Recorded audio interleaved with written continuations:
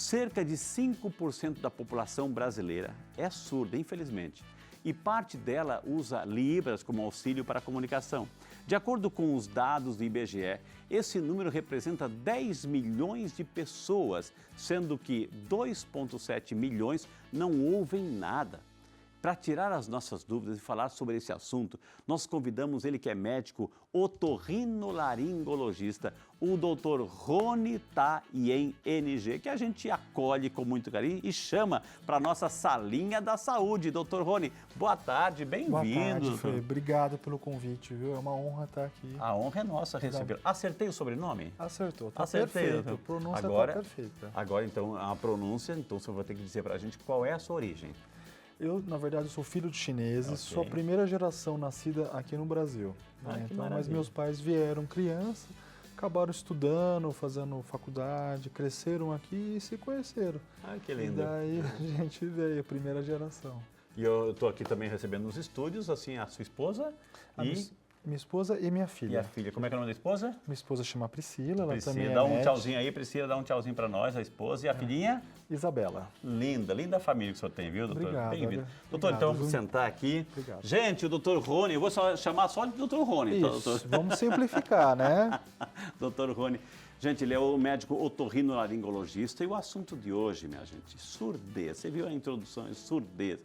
A surdez, doutor, é o único problema que a gente tem nos ouvidos ou não?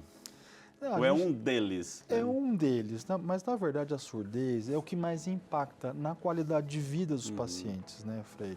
Então a falta de se comunicar acaba, assim, além de trazer, por exemplo, para as crianças, um déficit de aprendizagem, né? Falta de alfabetização, no adulto gera muito isolamento social. Né? Então, realmente, a surdez assim, é um dos grandes sentidos do corpo. Né? Então, assim, além da visão, a surdez, ela acaba assim, interferindo no cotidiano de todas as pessoas. Você não conseguir escutar o que a outra pessoa fala para você, não triste, compreender, né? É muito triste. Né? Então, a pessoa até com um gesto assim, de caridade, ela acena que entendeu, né? Que entendeu, mas na verdade nem ouviu direito muitas vezes, doutor. Se não ouve, não vai compreender mesmo, né, doutor? Com certeza. Agora, a surdez, doutora, a gente quer colocar esse ponto aqui na surdez. Doutor, é um assunto de gente grande ou também pode ter, né, pode vir lá da infância ou até uma pessoa pode até nascer com esse problema, doutor? A surdez, na verdade, hoje em dia, ela é pesquisada desde o nascimento. Né? Nós temos hoje uma lei que estabelece a triagem auditiva neonatal. O que é isso? É o teste da orelhinha, que já é realizado na própria maternidade, né? Então, quando o neném nasce, ele já é testado, é um teste de triagem, de screening, né? O nome popular, teste da orelhinha, mas o nome técnico seria emissões otoacústicas. E esse teste, ele diz se a criança recém-nascida escuta normal ou não. Tá? E caso a criança apresente alguma falha nesse teste, ela tem que ser retestada em até 6 meses. Principalmente naquelas crianças que já nascem com algum fator de risco para perda auditiva. Então, as crianças prematuras, de baixo peso, crianças que tiveram algum sofrimento durante o parto, que a gente chama de anóxia neonatal, né, que é a falta de oxigenação cerebral, crianças que tiveram um longo tempo de internação em UTI, ficaram entubadas, ou mesmo aquelas crianças que sofreram algum tipo de infecção intraútero, né? Então, durante a gestação, a mãe pode contrair algumas infecções que são fatores de risco, inclusive para a criança nascer surda, que são a rubéola, sarampo, toxoplasmose, essas são as principais. Doutor, a gente vê, pelo menos assim, nas redes sociais, na internet, a gente vê assim, faça esse teste para ver se você está ficando surdo. Então eles colocam um sonzinho lá, não sei se isso já é, né? Já vi. Um sonzinho assim, quantifique de onde você está ouvindo ou deixou de ouvir. Isso é válido, doutor? Ou seja, né? Ou é só uma brincadeira das redes sociais? Esses testes realmente não têm muito embasamento científico, né, Frei?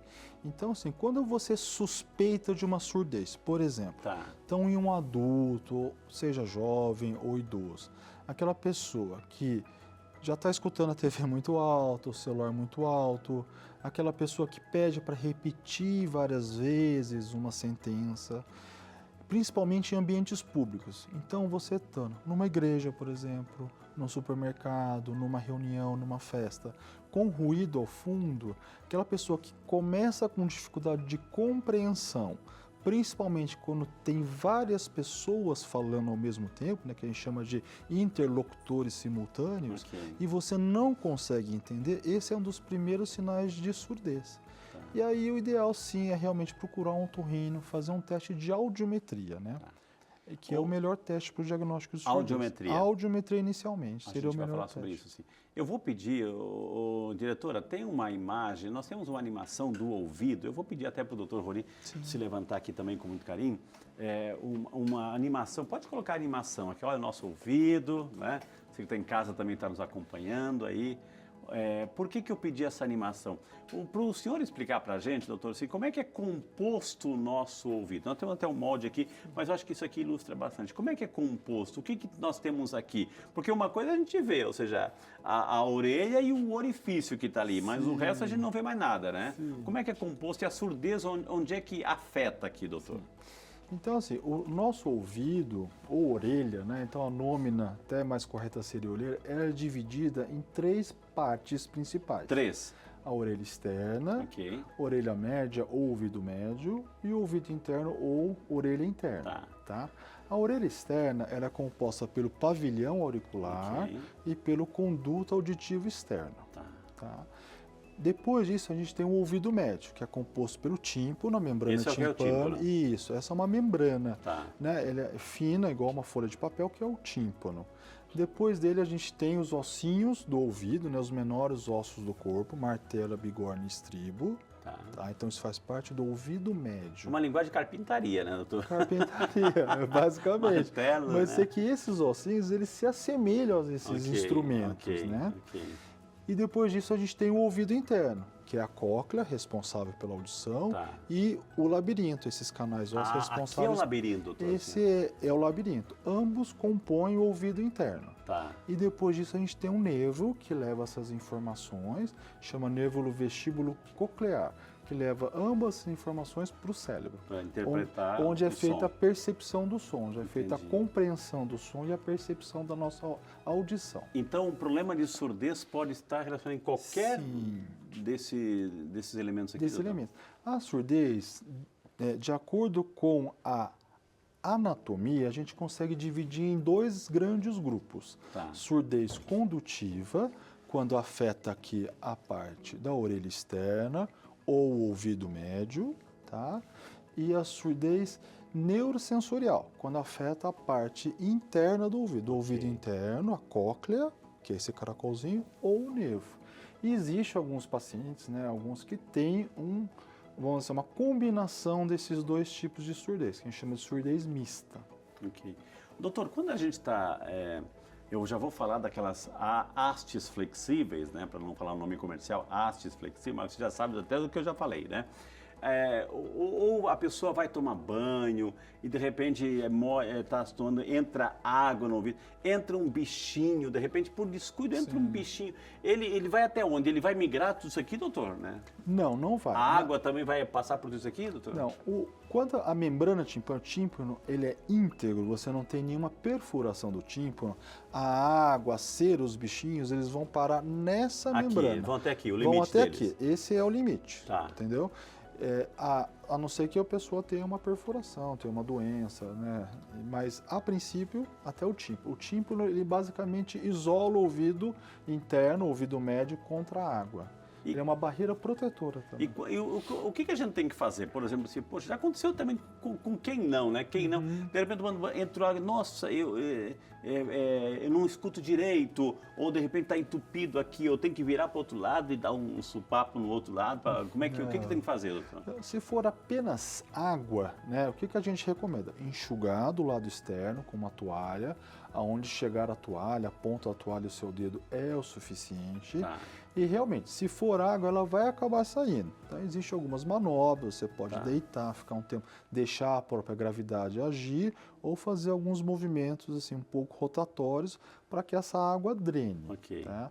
Isso não vai acontecer se for cerumen. Se for cera, muitas vezes acaba a própria... Ó, tem outra animação, a cerinha aí, ó. Muito legal essa animação. Então, o cerume ou a cera é produzido por algumas glândulas que produzem a própria gordura do corpo, o suor do corpo, nessa região do conduto auditivo externo.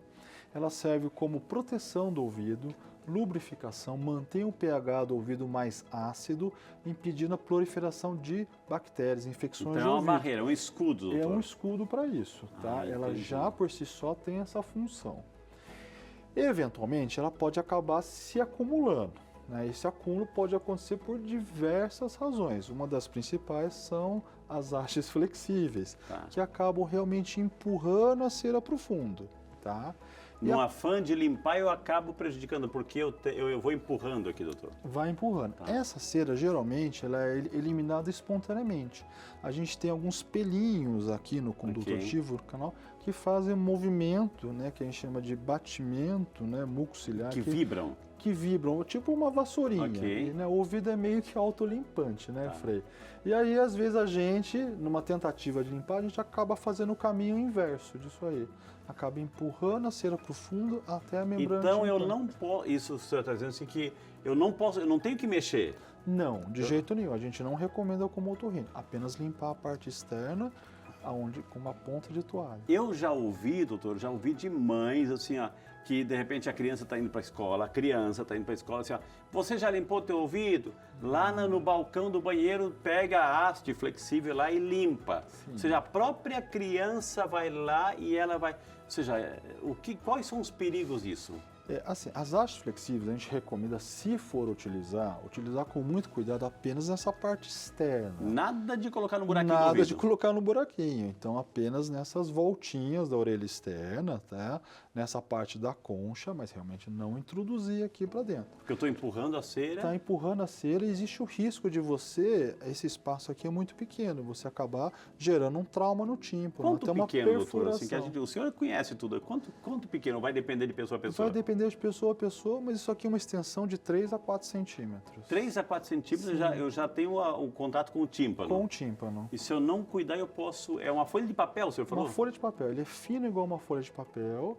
É igual, a gente costuma brincar, é igual uma pele de tambor, sabe? De tamborim. Quando o deslocamento do som vem, o deslocamento da pressão sonora vem, ela vibra. Igual você bater num tambor. E ela vibra e transmite essa vibração para a cadeia auricular. E aí o som vai indo até o cérebro. E em caso de perfuração, o que acontece? As perfurações... Bactéria, a cera pode vir passar para cá? Geralmente a cera acaba não passando, mas a água, a umidade auxilia na proliferação de bactérias. Então, as bactérias podem passar? Pode. Então o paciente geralmente acaba desenvolvendo uma otite média crônica, é uma infecção crônica do ouvido que pode implicar em mais surdez. Uma vez a membrana rompida, você já tem um certo grau de surdez, né? Uma causa traumática. E a infecção acaba gerando substâncias que são tóxicas para o ouvido, aí piorando ainda mais essa surdez. Então, qual é a orientação, doutor, assim, para a gente manter essa região limpa aqui? Ou seja, colocar haste flexível em hipótese alguma? Em hipótese alguma. Seria usar uma toalha, limpar aonde chega a ponta da toalha, a ponta do dedo é o suficiente. Eu posso até colocar uma toalhinha na mão e colocar aqui nessa regiãozinha aqui, mas sem... Aonde chegar a toalha é o suficiente, porque a toalha é um pouco mais grossa. Realmente você não vai conseguir introduzir até o final desse canal do ouvido. Limpar a beiradinha aqui para não dar aquela sensação de um ouvido sujo, enfim, alguém que vê, você não limpa. Mas realmente, algumas pessoas acabam acumulando cera, seja por produção excessiva, seja por dificuldade para eliminar essa cera, né? Então, às vezes a pessoa não consegue eliminar toda a cera, usa muita haste flexível, a própria pressão da água, então a pessoa que frequenta a praia e piscina, quando mergulha, a pressão da água pode empurrar essa cera para o fundo também. Entendi. E aí, nesses casos, acaba impactando a cera, formando como se fosse uma rolha. Ok. E aí, nesse caso, a gente recomenda procurar um médico otorrino para remover. Quando a gente ouve, então só se tem alguém que pode limpar e remover a cera, é o otorrino, doutor. É o otorrino. Hoje em dia isso não é mais praticado assim em farmácias, que se fazia antigamente, né? E a maioria dos médicos não otorrinos acaba não realizando esse E procedimento. aquelas práticas, eu vou perguntar porque o médico está aqui, aquelas práticas, doutor, assim, de pessoas assim, poxa, não, coloque, faça um negócio de papel, coloque uma acenda de um fogo, isso aqui, isso aí é tudo bobagem, doutor. Não faça isso. Olha, eu não recomendo, né? A gente vê diversos acidentes, né, usando esses cones, né? Realmente assim, a gente não recomenda, a gente já viu casos de queimaduras graves. Ok. E também não utilizar nenhum outro instrumento para limpar o ouvido, né? Agulhas de tricô, de crochê, ponta de caneta, ponta de lápis. Perigo de perfurar o tímpano. Perigo muito grande perfurar o tímpano. Porta aberta para bactéria e vírus aí, doutor. Né? Com certeza, com certeza. Quando a pessoa sente... Vamos sentar, doutor, vamos Claro, sentar, por favor. Obrigado. Doutor, as pessoas reclamam de zumbido. O zumbido vem da onde? O que é um zumbi? Nossa, eu tenho um zumbido aqui, isso aqui não para, né? O que é isso? O zumbido é uma percepção anormal da sua audição.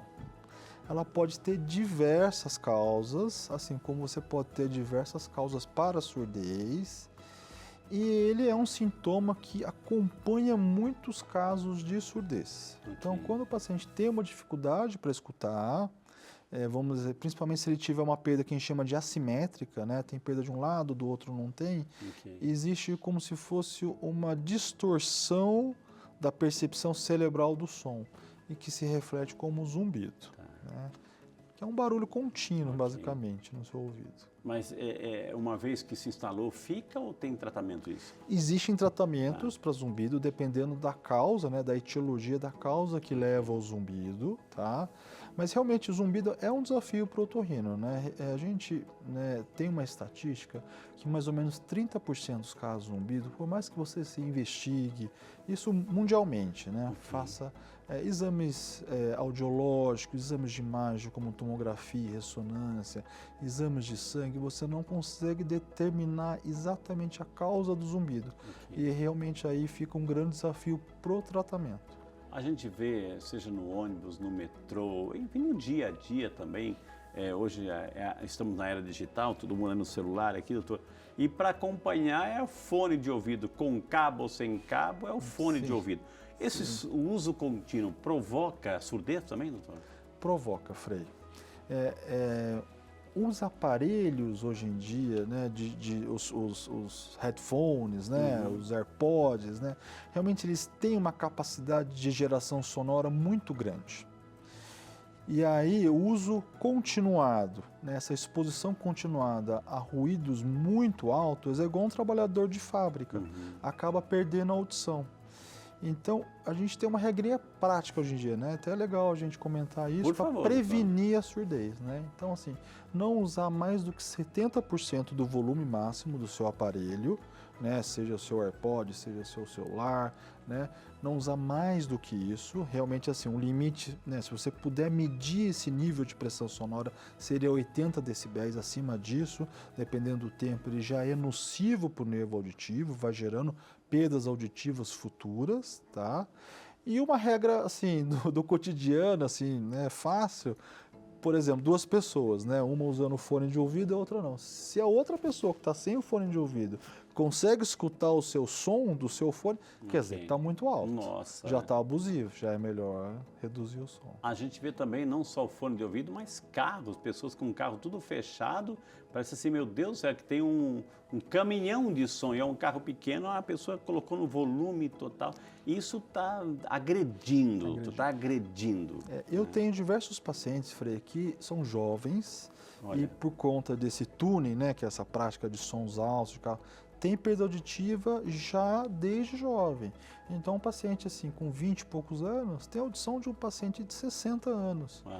Por conta desses traumas acústicos, né, desse som muito alto.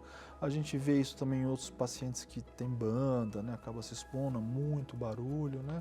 E é uma pena, porque a maioria desses casos são irreversíveis. Isso que eu ia perguntar, uma vez que se instalou o processo, eu posso estancar, né? Proibir o avanço, né? Posso segurar o avanço, mas o que perdeu, perdeu, doutor. Perdeu, porque esses pacientes que se expõem a ruídos muito altos têm uma perda, aquela neurosensorial, na parte do ouvido interno. Então começa, vamos dizer assim, esse som muito alto é uma agressão para as células que ficam ali dentro da cóclea, que são as células ciliadas internas, né, um tipo de neurônio, e isso acaba morrendo esse neurônio, ele não se regenera. Então essa perda é irreversível. Entendi. E que tende a se acentuar com a perda natural que o ser humano tem com a idade. Porque a gente vai envelhecendo e tudo no nosso corpo, não é só a idade, mas todos os nossos elementos do corpo também vão envelhecendo, vão acompanhando na nossa cronologia. E o ouvido também, doutor? O ouvido também. Então a gente tem uma perda auditiva que é própria do envelhecimento. Chama-se presbiacusia, né? Presbe de envelhecimento e acusia de audição. Essa perda acontece em todas as pessoas, né? Não tem como fugir disso, faz parte do processo natural de envelhecimento. Obviamente, alguns fatores influenciam numa perda mais precoce ou menos precoce, então fatores genéticos, paciente que já se expôs a muito ruído, seja no trabalho ou fora do trabalho, paciente que já usou alguma droga que a gente chama de ototóxica, então pacientes que fazem quimioterapia, existem algumas medicações que são mais tóxicas para o ouvido, medicações para tuberculose, alguns antibióticos, então o paciente já parte de uma audição basal ruim, e aí vai envelhecendo, a audição vai piorando, existe essa degeneração, né, essa morte natural dessas células e vai se instalando a presbiacusia, que é esse envelhecimento da audição. Então a gente tem uma estatística, inclusive para a presbiacusia, acima de 70 anos, mais de 50% da população vai ter surdez, em maior ou menor grau. Doutor, eu terminei o bloco passado perguntando assim sobre e o que acontece quando o tímpano, a pessoa lá, uma haste, entrou um bichinho, de repente, em lugar de sair, ele foi entrando e ali fez um buraquinho, enfim. E aí o que acontece quando rompe essa membrana, doutor? Então, quando rompe a membrana timpânica, inicialmente o paciente vai sentir uma perda abrupta da audição, muita dor e geralmente tem um sangramento. É isso que eu ia perguntar, sente dor, né? Muita dor, né? O tímpano é muito sensível, então ao perfurar o tímpano, ele vai sentir uma dor lancinante e vai vazar sangue, via de regra, além da audição abaixar abruptamente, né? Então, assim, isso pode acontecer por um acidente, né? Uma queda, bater a cabeça, essa ruptura pode acontecer, uma queda de moto, de bicicleta, as hastes flexíveis, bichinhos, um próprio tapão, às vezes aquelas brincadeiras, ele dá um tapa no ouvido, acaba rompendo, né? Não faça isso, pelo amor de Deus. Não faça isso. E aí, nesse primeiro momento, a gente aguarda um pouquinho, tá? Então, assim, basicamente a gente pede para não entrar água no ouvido. Isso pode ser feito através de uso de um tampão próprio para ouvido. Não é o tampão de fábrica, é um tampão para água, né? Então, na hora do banho, evitar entrar água, que a água realmente propicia infecções. A gente costuma tratar qualquer infecção que possa acontecer, porque a infecção ela dificulta nessa cicatrização do tímpano, ela impede essa cicatrização. E a gente pode aguardar até um período de 6 meses. Cerca de 80% a 90% das perfurações traumáticas cicatrizam e se regeneram espontaneamente. Olha só. E o tímpano fecha totalmente. Não é uma vez que rompeu para sempre, não. Ele tem essa capacidade. Ela tem essa capacidade, né? O tímpano, diferente do nervo, ele tem essa capacidade de se regenerar. Pode ser que fique alguma sequela em termos auditivos, mas o tímpano fecha. E nos casos que não fecha, existe a possibilidade cirúrgica, né? Então a gente tem diversas técnicas, diversos tipos de enxerto que pode se utilizar para fechar essa membrana, para fechar esse tímpano. Então, gente, diante de qualquer coisa, claro, evitar essas hastes flexíveis, evitar essa violência contra o ouvido, enfim, Então, e na primeira dificuldade, ou seja, não tente dar uma de herói fazendo sozinho as coisas acontecer. Procure ajuda, né? Procure ajuda.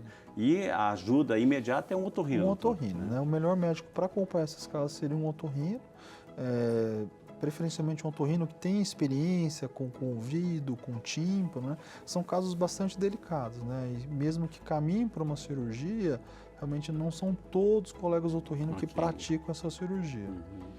Doutor, voltando aqui, claro, o assunto todo é a surdez. A gente está estudando um pouquinho, eu estou aproveitando para perguntar aqui ao Dr. Rony sobre os elementos que compõem o nosso ouvido, enfim, a gente já teve essa aula, né? Estamos tendo essa aula. Agora, da surdez em si, doutora, da surdez, o senhor já deixou bem claro no primeiro bloco que é paulatino, é progressivo, ou seja, mas tem um momento definido assim, não, poxa vida, que a pessoa vai aumentando o volume da televisão para escutar, aumenta o volume do rádio, enfim, está aumentando, porque pode ser um falso alarme, ou seja, tem muita cera, então ela não escuta, ela acumulou demais, usou mecanismos que não devia, acumulou tanto que fechou, então está impedindo de uma acústica melhor, mas assim, que momento que o nosso organismo está dizendo assim, não, você está perdendo a audição? Assim, a causa mais comum realmente é a cera, né? Então, você procurar um otorrino, né, limpar essa cera é importante, mas, assim, existe, assim, vamos dizer assim, dois grupos, assim, que são, assim, bem característicos para a gente determinar se a pessoa está surda ou não. Então, por exemplo, na infância, uma criança que está tendo uma dificuldade escolar, um déficit de aprendizado, um atraso de fala, esse é um primeiro grupo que você tem que triar, porque senão você acaba perdendo, vamos dizer, uma janela muito importante no desenvolvimento dessa criança que a gente não consegue recuperar depois. Além da triagem que se faz ao nascimento, que a gente já comentou no bloco passado. E nos pacientes idosos, aqueles pacientes que realmente assim, né, escutando a TV muito alto, pedindo para repetir e que começa a ter um isolamento social, né, aquela pessoa que por conta de ter que ficar sempre perguntando, pedir para repetir, não entender exatamente o que as pessoas estão falando, acaba se isolando do convívio familiar, isso, para não querer ser, para não incomodar, né? O idoso tem muito isso, para não incomodar, né? E aí ele acaba se abstendo desse convívio familiar, o que é extremamente ruim, né? Tanto assim em termos pessoais, familiares, como a gente já tem diversos estudos hoje em dia que esse isolamento social, né, quer dizer, a falta do tratamento de surdez no idoso aumenta muito a incidência de demência. Uau! Sim, a audição, na verdade, né, trabalhar com o cérebro é muito importante na manutenção dessas funções que a gente chama de cognitivas, né? Então, a surdez, entre aspas, ela aumenta a chance de demência, quando não tratada, né? E o senhor falou algo interessante, doutor Ronick, porque a gente lê a gente lê as páginas da Sagrada Escritura, da Bíblia, quantas vezes, ou seja, Jesus curou um surdo mudo, ou seja, curou a surdez, porque a surdez afeta a fala, ou seja, a pessoa que não escuta, ela, como você falou, ela vai se isolando, ela tem dificuldade de falar, ou seja, ela não sabe, ou seja, ela desaprende o falar por causa da surdez, doutor. Sim, acaba falando menos, conversando menos, né, exercendo menos a linguagem, né? É um efeito cascata, né? E não é difícil tratar esse tipo de surdez, né? Hoje em dia, nós temos atualmente diversos tipos de aparelho auditivos, né? E falando especificamente desse caso, né, que é a perda auditiva do envelhecimento, que podem ser adaptados nesses pacientes, né? Não se tem mais aquele, vamos dizer assim, aquele aparelho gigante, grande, não tem mais aquele estigma, né? Porque a gente sente ainda nesse público uma certa resistência, né? Um certo preconceito em usar aparelho. Exato. Se eu coloco aqui, eu estou dizendo para todo mundo que eu sou surdo, né? Mas assim, os aparelhos são super discretos, são super modernos, hoje em dia eles são todos digitais, programáveis para diferentes graus de perda. A gente podia até falar. Tem até subcutâneo também, doutor? A tecnologia está avançando também, tanto. Né? Os subcutâneos geralmente são implantes ósseos para perdas condutivas ou ouvido biônico, implante coclear, né? Que daí seria para uma surdez severa e profunda. Mas os aparelhos convencionais, eles são facilmente programáveis eles são adaptados de acordo com o grau de perda do paciente. Ok. E eles permitem ajustes finos. Então, o paciente está num ambiente com mais barulho, um ambiente com menos barulho, ele consegue ajustar, porque o aparelho já tem um pré-programa, Ok. que ele é manualmente ou pelo próprio celular. Ok. Né? Você consegue atender o telefone, o celular, dentro do seu aparelho. Olha. É uma coisa muito louca, sintonizar a rádio, dependendo do paciente que frequenta a faculdade, escola, ele consegue, se tiver uma faixa de frequência de microfone, consegue sintonizar naquilo. São muito práticos. As baterias são recarregáveis, igual o celular, você põe de noite para carregar. Então a tecnologia auditiva cresceu muito. Cresceu muito para trazer flexibilidade, Ok. tirar esse estigma que o paciente surdo vai continuar surdo, né? E aí reforçando, a importância de trazer o idoso de volta para o convívio familiar, tirar ele desse isolamento social. Aí eu vou perguntar para a diretora se estão chegando perguntas, diretora. Você pode colocar aí na tela também o nosso WhatsApp aí, a gente quer que você participe também, viu? Doutor, a Valentina Cardoso, do Rio de Janeiro, boa tarde, Valentina, que bom que você está conosco, Valentina, Deus te abençoe, viu? Ela pergunta assim, de tempos em tempos sinto meu ouvido tampado e depois melhora naturalmente. Pode ser algo mais grave que está acontecendo ali? Pergunta a nossa Valentina, doutora. Olha só, Valentina, pode ser sim, pode ser inclusive o início de uma infecção crônica de ouvido.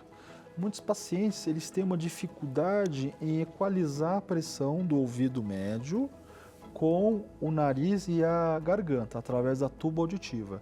Então a gente tem uma comunicação que equilibra essa pressão, que a gente usa muito quando a gente sobe e desce a serra, quando a gente anda de avião.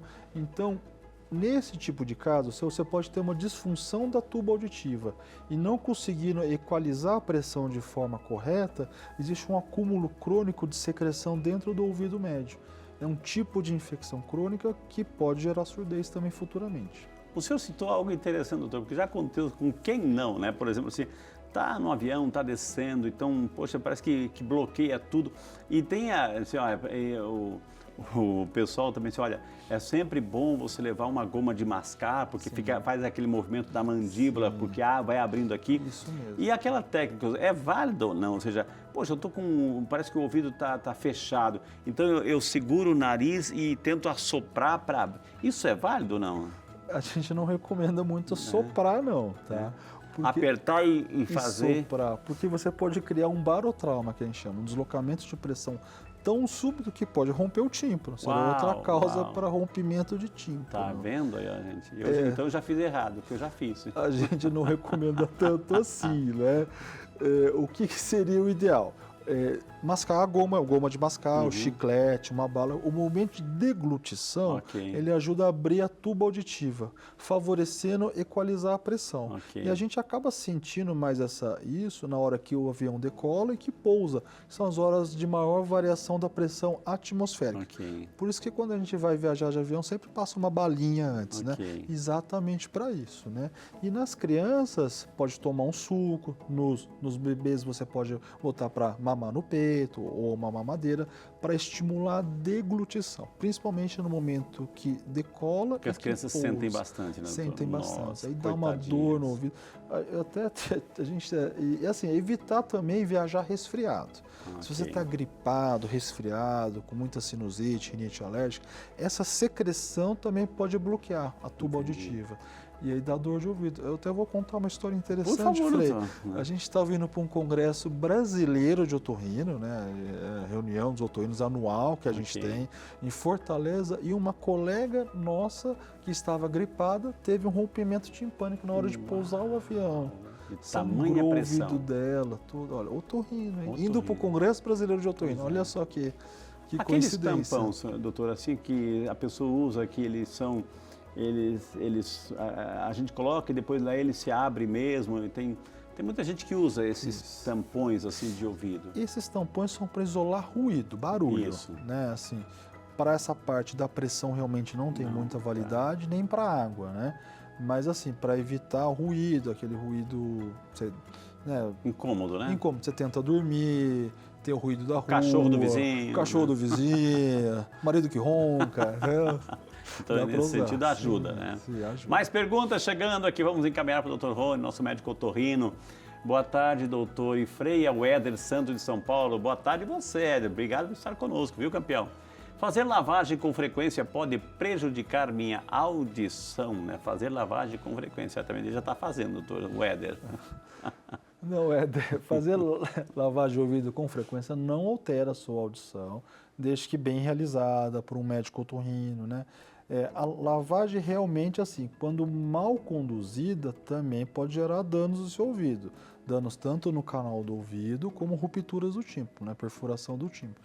Mas quando bem realizada, assim, a frequência não muda nada em termos de prejudicar ou melhorar, nada assim. Então, esse bem lavada, Bem viu, lavado. Éder? Bem lavado. É Bem um lavado. médico, viu? É um médico que vai fazer, viu? É o profissional. Isso. Profissional. O Sérgio Júnior, obrigado, Sérgio. Só não disse a cidade, mas de qualquer maneira, bem-vindo ao Saúde e Fé. Sérgio, remédios para pingar no ouvido, amolecer ou derreter a cera, funcionam de verdade? Posso usar, não posso usar?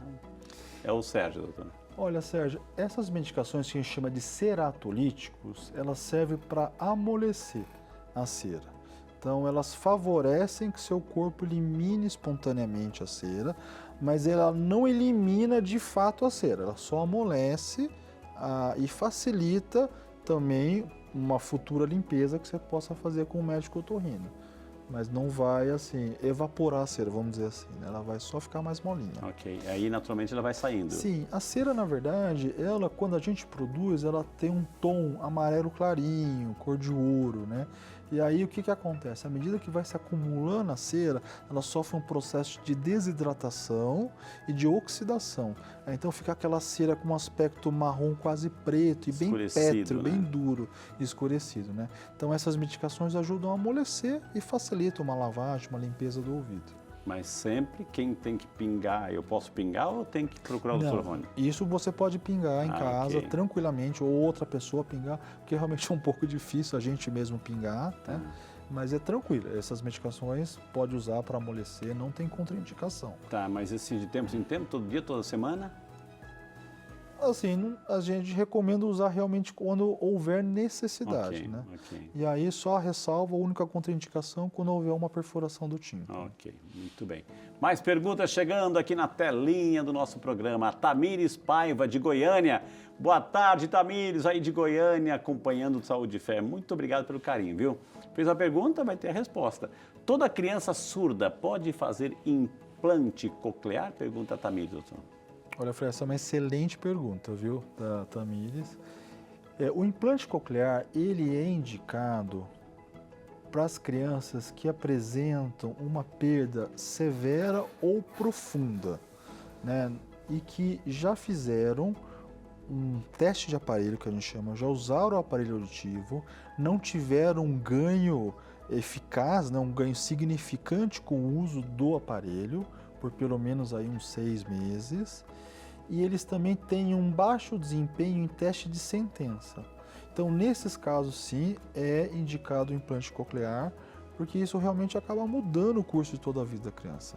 Com o implante coclear, ela vai escutar normalmente, vamos dizer assim, e ter um desenvolvimento normal ou próximo do normal. Então, para um caso de surdez, pode ser o implante. Quando é que é recomendado cirurgia? Cirurgia onde, doutor? Tá. O implante coclear ou ouvido biônico, né, ele é um dispositivo cirúrgico. Okay. Então, diferente do aparelho auditivo convencional, que é usado externamente, né, o implante coclear, então, tem essas indicações que eu citei. É uma cirurgia que demora em média umas 2 horas, feita com anestesia geral, né, é feito um corte aqui atrás da orelha e é implantado, então, né, colocado esse dispositivo dentro do osso da mastoide, que é esse osso atrás do ouvido. Okay. O implante coclear, ele é composto de 2 componentes. Um componente interno, que tem um chip, né, tem um receptor, e um fio de eletrodos, que é inserido exatamente dentro da cóclea, daquele caracolzinho do ouvido. E aí ele estimula diretamente o nervo, nesses casos de perda auditiva. Do lado de fora, né, então isso fica no osso, do lado de fora você tem o componente externo, que é bem semelhante a um aparelho auditivo convencional. ele tem um microfone que capta os sons que vêm do ambiente, né? Tem um processador que transforma esse som num estímulo elétrico e joga para dentro por uma antena, né? Grudada por um ímã aqui, para esse receptor interno. Aí esse chip, que é um microcomputador, transforma vamos dizer, essa informação num estímulo elétrico, jogando nesses eletrodos, nesse fio, dentro da cóclea. Doutor, o ouvido, todo o aparelho está perfeito. Perfeito. Tudo perfeito. Tudo perfeito, funcionando. A pessoa... Porém, lá pelos estágios da vida, essa pessoa teve um AVC. Sim. Um AVC afetou uma região do cérebro. Sim. Né? Lá, ou seja, tudo perfeito aqui. Teve um AVC que afetou aquela região onde recebe as informações, né, do som, enfim. Eu posso ter uma surdez por AVC? Sim, você pode ter sim uma surdez por AVC, mas aí seria uma surdez mais de compreensão, de interpretação da palavra. A não ser que o AVC pegue algumas áreas que a gente chama centrais da audição, lemnisco, áreas centrais. Tem que ver a localização exata desse AVC, porque isso diferencia um pouco o nosso diagnóstico como médico.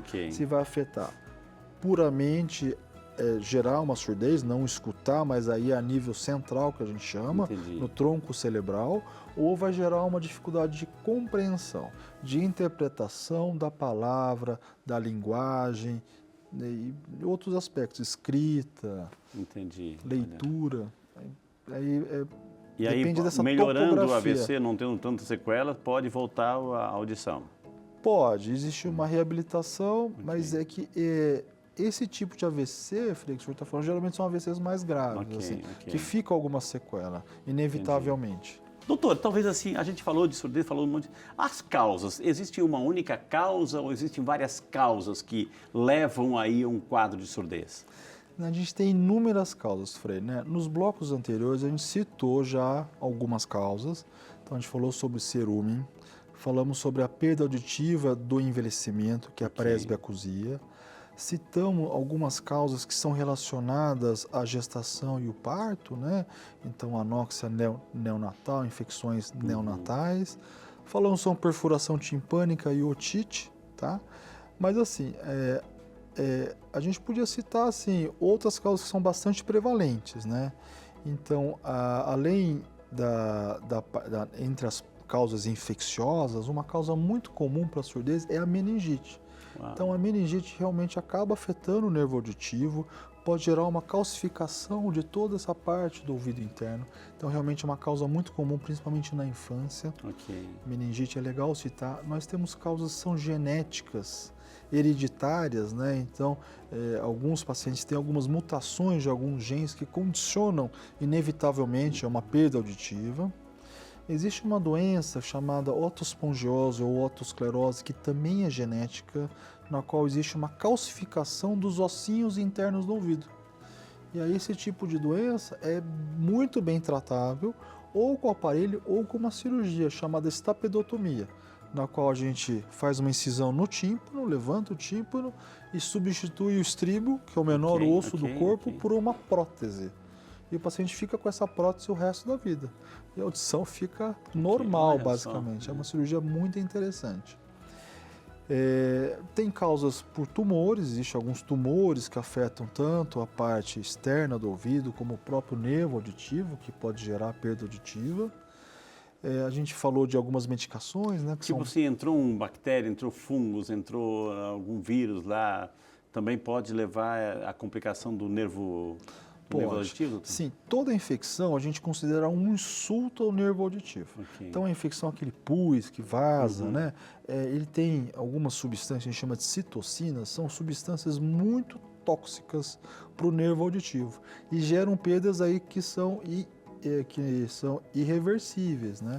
Então, assim, num primeiro momento, o ideal seria tratar essa infecção, controlar essa infecção, seja com medicações ou até procedimento cirúrgico de raspagem do osso do ouvido para controlar essa infecção, reconstrução de tímpano, né?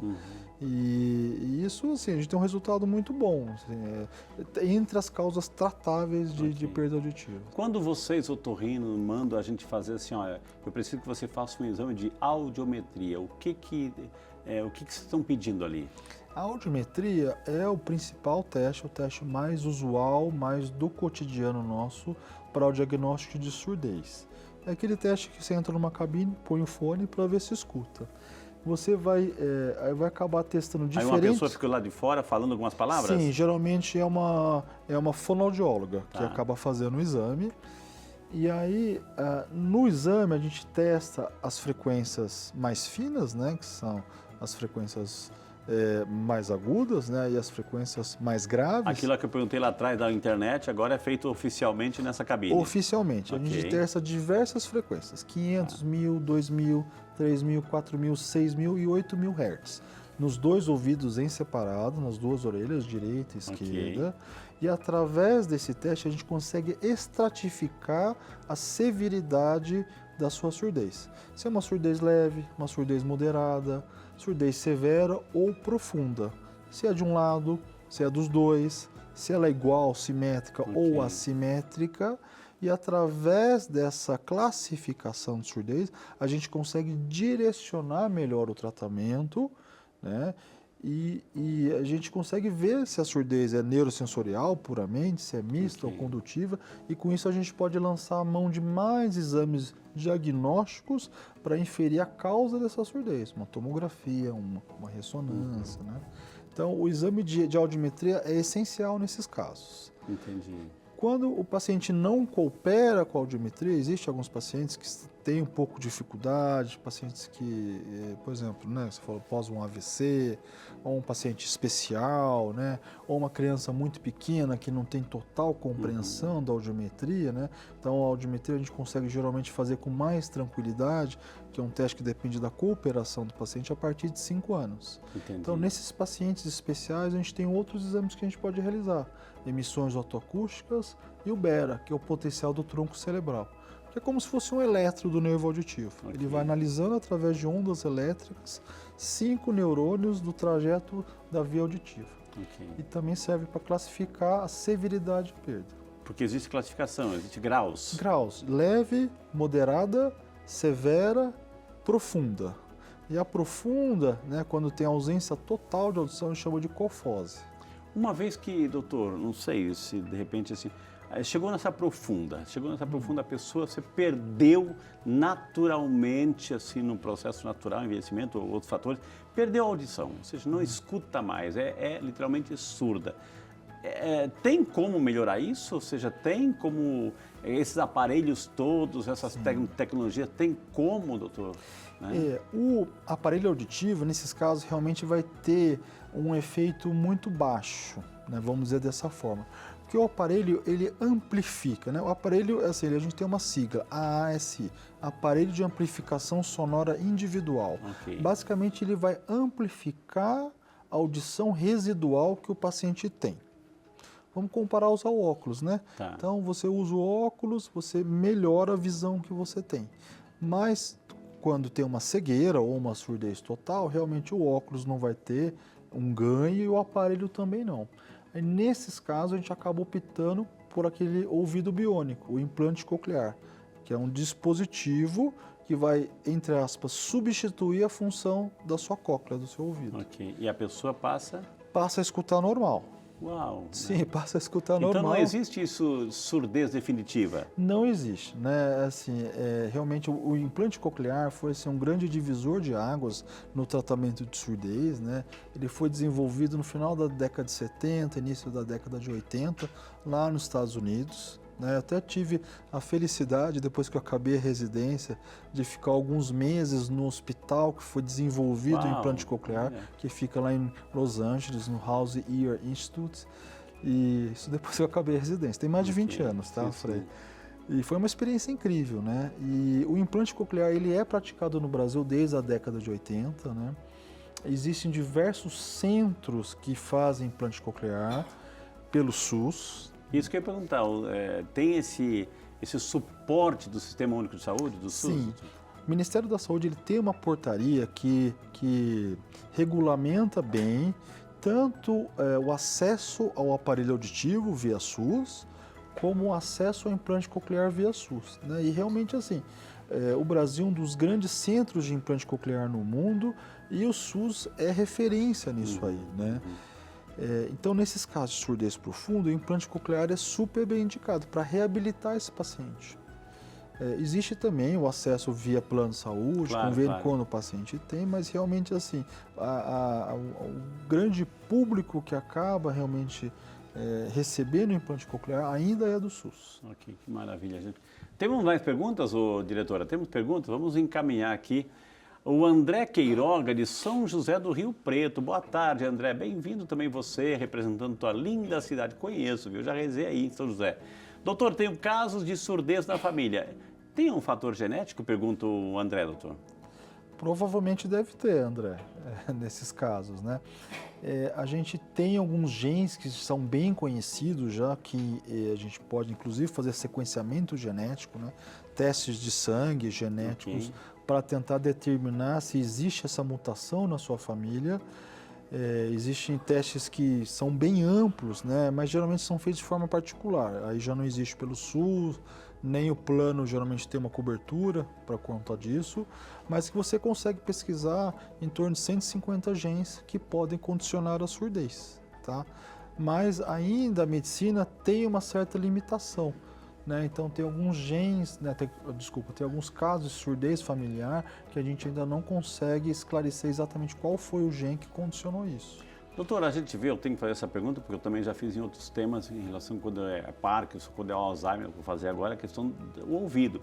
Existem algumas práticas esportivas, que é porrada para todo lado, né? Paulada para todo lado, é soco para todo lado, boxe, UFC, MMA, essas artes marciais, assim, que o objetivo é derrotar, né, nocautear o oponente. Sim. Essa repetição, né, digamos assim, dessa agressividade toda aí esportiva, né?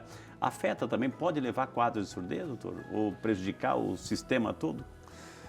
A gente já citou que quando, né, você sofre uma agressão muito forte no ouvido, um tapão, você pode ter uma ruptura timpânica, né? Então isso realmente é uma causa para surdez nesses esportes mais radicais, né?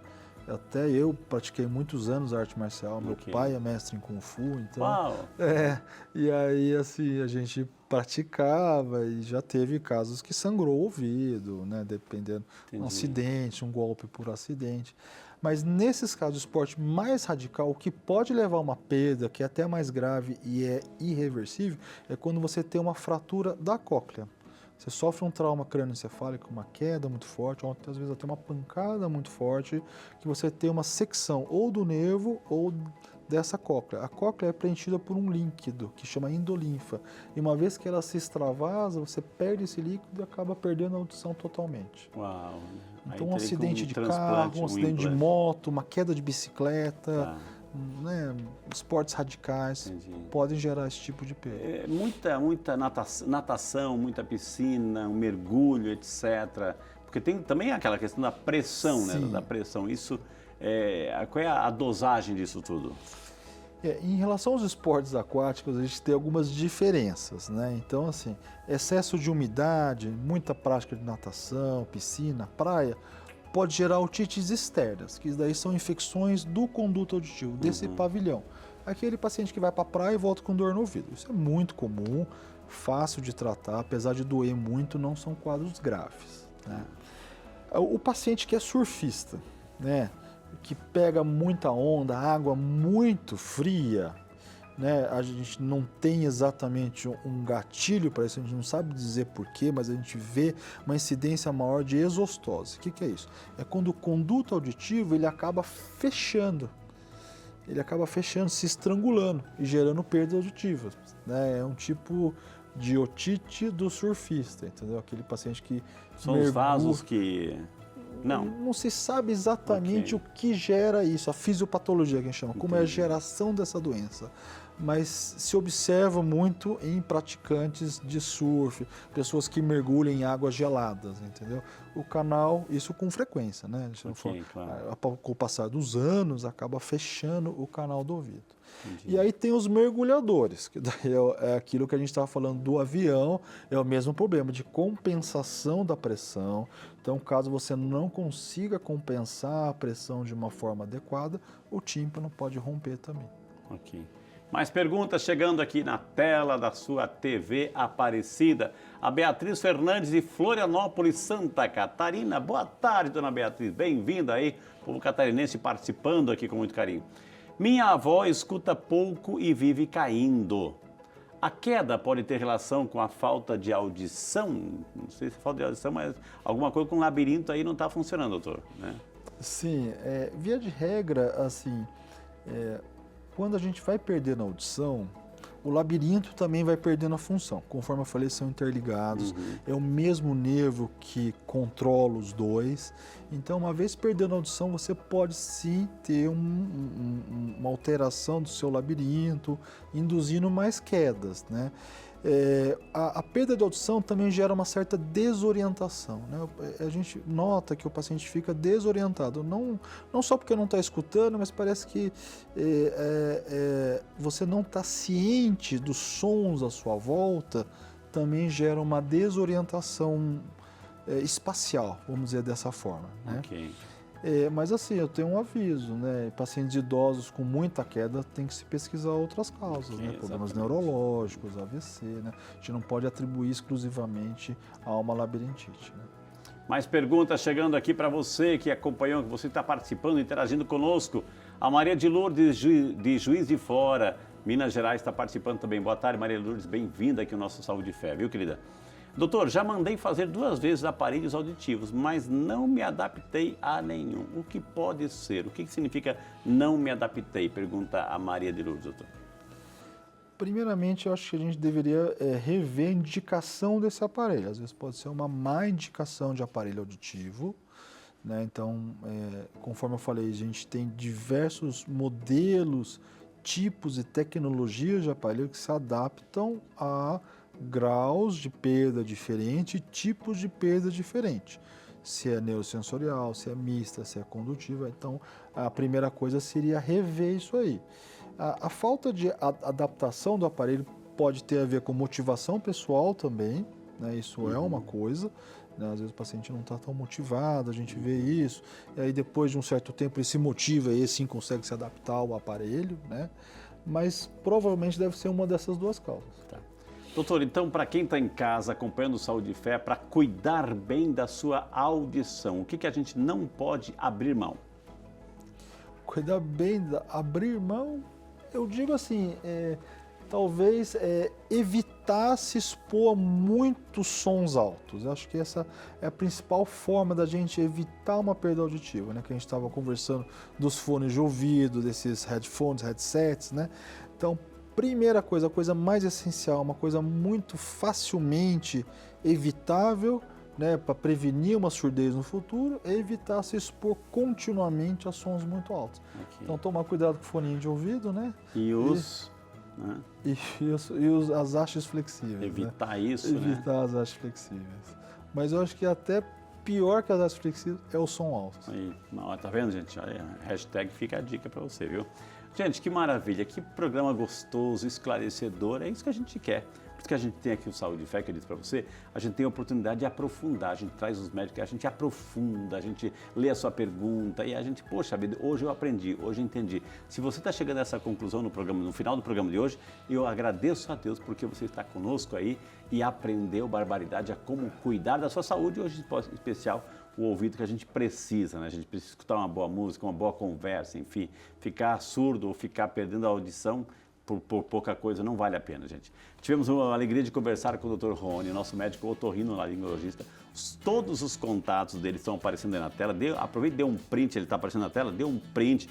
Entre em contato, ou seja, não qualquer suspeita, qualquer dificuldade, procure um profissional, não faça nada por conta própria, gente, porque uma açãozinha, por mais leve que possa pensar em ser, ou seja, pode ter consequências gravíssimas. Então, anote aí e busque ajuda com um bom profissional. E eu indico o Dr. Rony para você, viu, gente? Dr. Rony, muito obrigado, né? Uma simpatia, primeira vez que está no programa de televisão aqui na TV Aparecida, o programa Saúde e Fé, eu digo o programa Saúde e Fé, mas se saiu super bem, doutor, né? Eu que agradeço o convite, foi um prazer, até me sinto honrado, né, de vir nesse programa que tem essa penetração tão grande a nível nacional. Para mim, assim, foi uma experiência muito legal estar aqui, podendo abordar esse tópico tão importante, né, que é a que surdez. Deus abençoe sempre mais. Parabéns pela família linda que o senhor tem, viu? Obrigado. A sua esposa é... Minha esposa é endócrino pediatra. Viu, produção? Ela é endócrino também, viu? Mas hashtag fica a dica aqui para nossa produção, viu?